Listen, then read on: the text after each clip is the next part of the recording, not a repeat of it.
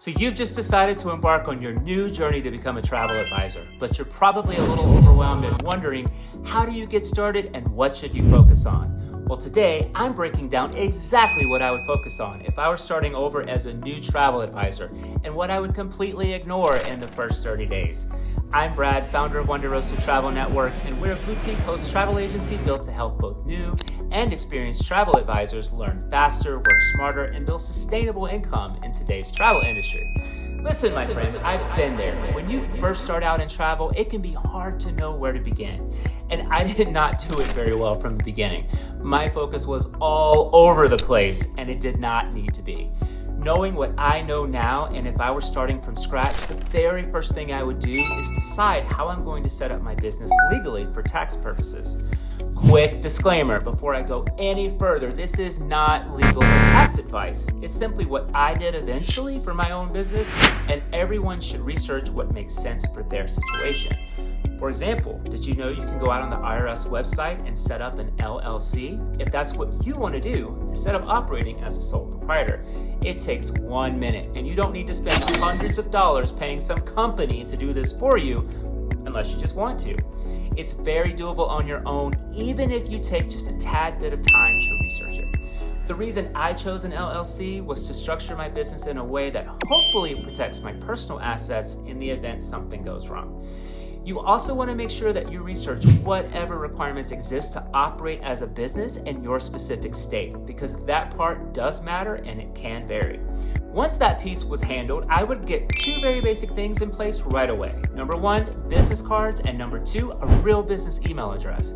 Not a personal email, not a @gmail.com email. Something that actually is serious. An actual business email that looks professional when you send it. There are so many options out there to get a professional email address, like with Google Workspace, for example, or website hosting companies like Wix or Squarespace or GoDaddy. Places that you can purchase a website domain and get your email domain, which is the same at the same time. Keep this in mind. This is a real business, so treat it like one. Secondly, you need business cards. Your host agency should hopefully help guide you on business card. However, if you're able to self-brand instead, there are tons of options out there, like Vistaprint or even Canva. But overall, don't stress too much. Keep in mind that early on, the goal is not perfection. It's simply beginning to legitimize your business. And after that, I would go straight into step number 3, which is training. Before marketing, before trying to build a book of business, and before ads, which you don't need to run in this industry, you need to get comfortable with how the travel industry works. So training is key from the very beginning. For example, get familiar with the lingo around how bookings happen, how suppliers work, what the process looks like when a client books with you, to when they travel, and how you get paid in the end. At a minimum, every host agency should have a very basic welcome to the industry type training. Another thing to keep in mind, while training is happening, I would start doing something that most people skip, and it's one of the smartest moves you can make early on. I would start following very successful travel advisors across multiple social media platforms. So Instagram, Facebook, TikTok, and even LinkedIn. And I don't mean casually take a look at them. I mean take time to study them. Watch how they position themselves, how they talk about travel, how they build trust, and how they pay close attention to numerous things. Most successful advisors are not posting, "I sell Disney, book with me," or "Hey, I've got a cruise for you that's 20% off." No, they're educating, storytelling, and showing up consistently in a way that builds credibility with clients. They're talking about how their services take the stress out of travel planning for their clients. And that's the first and foremost product that we sell as travel advisors: professional services, not necessarily trips. And so while you're going through this time period, at the same time, I would start writing out a simple marketing plan. Nothing fancy, just a pen and notebook is all that you need. Just mapping out who you know, who you can help, what kind of travel you're excited about, and how you'll start conversations without being a cheesy salesman. So we'll go deeper into marketing plans later, which is a critical component to your training, but early on, you need direction, not a masterpiece. So equally as important, here's what I would ignore in the first 30 days. I would ignore setting up a customer relationship management system, or CRM, unless I was actually ready to make a booking. I'm talking about CRMs in the industry like Travefy, TravelJoy, Turn, Test, etc. You'll go down a rabbit hole that will take a few weeks, and that should not be your focus on the first 30 days.